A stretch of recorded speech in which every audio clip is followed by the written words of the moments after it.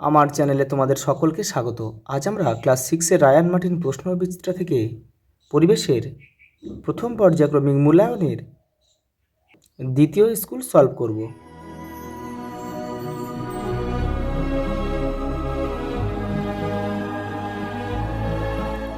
দেখো প্রথম প্রশ্ন, কোন গাছ থেকে রজন পাওয়া যায়?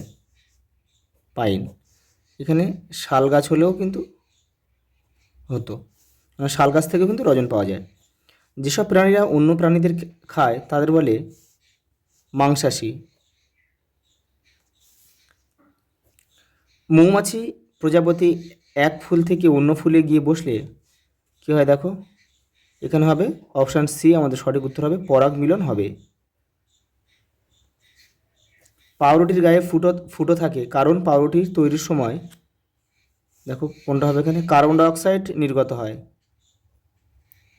এই কার্বন ডাইঅক্সাইড বের হয়ে যাওয়ার সময় কিন্তু এখানে এই ফুটোগুলো তৈরি হয়। প্রদত্ত কোনটি পর্যাবৃত ঘটনা নয়? এখানে হবে দেখো ঋতু পরিবর্তন একটা পর্যাবৃত ঘটনা, এগুলো নির্দিষ্ট সময় সময় আসে। জ্বর ভাটাও ঠিক নির্দিষ্ট পরপর হয়, পূর্ণিমাও ঠিক নির্দিষ্ট সময় সময় অন্তর হয়। কিন্তু হঠাৎ বন্যা যে কোনো সময় হতে পারে, এটা হচ্ছে পর্যাবৃত ঘটনা নয়। একটি রাসায়নিক সার হলো, দেখো এইটা হবে উত্তর ডাই অ্যামোনিয়া ফসফেট, যেটা সংক্ষেপে আমরা কী বলি ডিএপি। ডিএপি আর ডিডিটি, ম্যালাথিয়ান এগুলো হচ্ছে কীটনাশক, আর ব্লিচিং পাউডার হচ্ছে জীবাণুনাশক। পরেরটা দেখো, পড়াচুনের কলিচুনে পরিবর্তন হলো, এটা হবে রাসায়নিক পরিবর্তন। অপশান সি আমাদের সঠিক উত্তর। পরেরটা দেখো, শুঁয়োপোকা থেকে প্রজাপতি হওয়া একটি, তবে এখানে কিন্তু দেখো এটা মন্থর প্রক্রিয়া আবার একমুখী ঘটনা, যে কোনো দুটোর মধ্যে একটা করে তোমাদের সঠিক হবে। পরেরটা দেখো, ব্রোমিন হলো দেখো তরল অধাতু। অপশান সি আমাদের সঠিক উত্তর। দেখো এইগুলো একটু দেখে নাও, একটি তরল ধাতুর নাম হচ্ছে পারদ।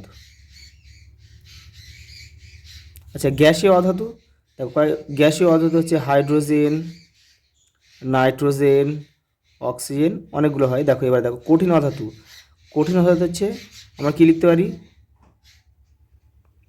Iodine, carbon, sulphur. পরেরটা দেখো, জলের মধ্যে দিয়ে বিদ্যুৎ পাঠিয়ে যে দুটি গ্যাস পাওয়া যায় তা হলো হাইড্রোজেন এবং অক্সিজেন। এই যে অপশান ডি আমাদের সঠিক উত্তর, হাইড্রোজেন এবং অক্সিজেন। পরেরটা দেখো, পরিস্রাবন প্রক্রিয়ায় ফিল্টার কাগজে পড়ে থাকা কঠিন পদার্থকে বলে অবশেষ। অপশান বি আমাদের সঠিক উত্তর। পরেরটা দেখো, তামার চিহ্ন কি? তামার চিহ্ন হচ্ছে সিইউ, কপার। দেখো এটা এন হচ্ছে সোডিয়াম, এফ এতে হচ্ছে লোহা, আর এ হচ্ছে সোনা। পরেরটা দেখো, ম্যালেরিয়া ওষুধ তৈরি হয় কুইনাইন থেকে। কুইনাইন থেকে, আর কুইনাইনটা পাওয়া যায় হচ্ছে সিনকোনা গাছের ছাল থেকে।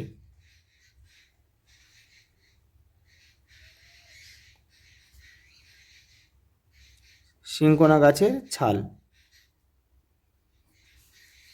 দেখো বলছে কোন অ্যাসিড তৈরি হলে দুধ দইয়ে পরিণত, ল্যাকটিক অ্যাসিড হবে এটা।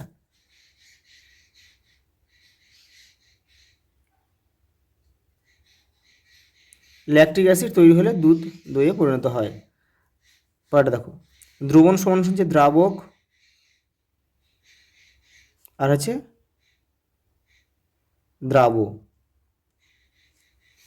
দ্রবণে যার পরিমাণ বেশি থাকে সেটা হচ্ছে কিন্তু দ্রাবক, আর যেটা কম থাকে সেটা হচ্ছে দ্রাব।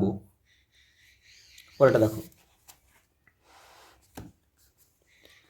যে ঘটনায় মূল পদার্থটিকে ফিরে পাওয়া যায় সেটি একটি ভৌত পরিবর্তন। পরেরটা দেখো, সত্য বা মিথ্যা লেখো। দেখো স্বচ্ছ চুন জল বাতাসে রেখে দিলে ঘোলা হয়ে যাওয়া ভৌত পরিবর্তন, এটা কিন্তু মিথ্যা হবে, কারণ এটা একটি কিন্তু রাসায়নিক পরিবর্তন, কারণ এখানে ক্যালসিয়াম কার্বনেট তৈরি হয়ে যায়। ক্যালসিয়াম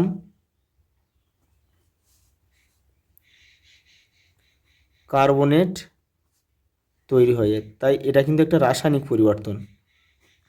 পরেরটা দেখো, ধাতু তাপ ও তড়িতের কুপরিবাহী। এটা কিন্তু মিথ্যা, কারণ ধাতু তাপ ও তড়িতের সুপরিবাহী। পরেরটা দেখো, মিথজীবিতা কাকে বলে? উদাহরণ দাও, দেখে নাও। দেখো, মিথজীবিতা হলো এমন একটি জৈবিক সম্পর্ক যেখানে দুটি ভিন্ন প্রজাতির জীব একে অপরের সাথে ঘনিষ্ঠভাবে বসবাস করে এবং পারস্পরিকভাবে উপকৃত হয়। উদাহরণ হিসেবে আমরা বলতে পারি লাইকেন। ছত্রাক ও শৈবালের মধ্যে সম্পর্ক। শৈবাল খাদ্য তৈরি করে এবং ছত্রাক আশ্রয় ও জল সরবরাহ করে। পরেরটা দেখো, হানিডিউ কি? ভিটামিন ডি এর একটি কাজ লেখো, দেখে নাও। দেখো, হানিডিউ হলো এক প্রকার মিষ্টি রস যা কিছু পোকা, যেমন দেখো অ্যাফিডস অথবা জাপ পোকা হতে পারে, গাছের পাতা বা কাণ্ড থেকে খেয়ে নির্গত করে।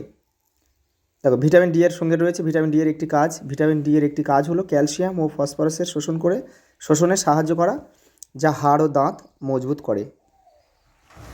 ভৌত পরিবর্তন ও রাসায়নিক পরিবর্তনের মধ্যে দুটি পার্থক্য লেখো।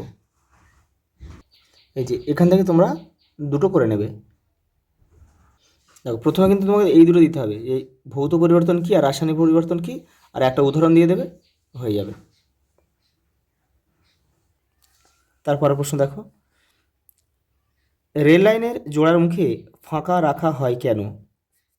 দেখো, রেল লাইনে জোড়ার মুখে ফাঁক রাখা হয় কারণ গ্রীষ্মকালে তাপের প্রভাবে রেল লাইন প্রসারিত হয়। ফাঁক না থাকলে লাইন বেঁকে গিয়ে দুর্ঘটনা ঘটতে পারে। পরেরটা দেখো, শীতকালে হাত, পায়ের চামড়া ও ঠোঁট ফেটে যায় কেন?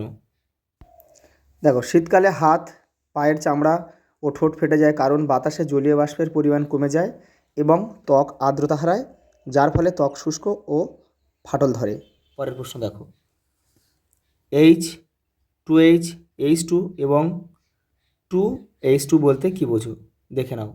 দেখো, H বলতে একটি হাইড্রোজেন পরমাণুকে বোঝায়, আর 2H বলতে দুটি হাইড্রোজেন পরমাণুকে বোঝায়, আর H2 বলতে একটি হাইড্রোজেন অণুকে বোঝায় যা দুটি হাইড্রোজেন পরমাণু দিয়ে গঠিত, আর 2H2 বলতে দুটি হাইড্রোজেন অণুকে বোঝায়। পরের প্রশ্ন দেখো, প্রদত্ত যৌগগুলির সংকেত লিখতে হবে। কী বলেছে? Carbon dioxide CO2, ammonia NH3। পরেরটা দেখো, ফসফিন PH3, আর হাইড্রোজেন সালফাইড H2S। পরেরটা দেখো, এক টুকরো ম্যাগনেসিয়াম ফিতাকে আগুনে ধরলে কি তৈরি হবে? লেখো। দেখো, এক টুকরো ম্যাগনেসিয়াম ফিতাকে আগুনে ধরলে ম্যাগনেসিয়াম অক্সাইড তৈরি হবে এবং এটি উজ্জ্বল সাদাভাবে আলো দেবে। ওর সঙ্গে আরেকটা প্রশ্ন রয়েছে, দেখো, কিলাসন কি? কিলাসন হলো এমন একটি প্রক্রিয়া যার মাধ্যমে কোনো দ্রবণ থেকে দ্রাবক ধীরে ধীরে বাষ্পীভূত হলে দ্রাবকটি নির্দিষ্ট জ্যামিতিক আকার বিশিষ্ট কঠিন কেলাসে পরিণত হবে। আচ্ছা, এই পর্যন্ত, দেখা হবে পরের ভিডিওতে।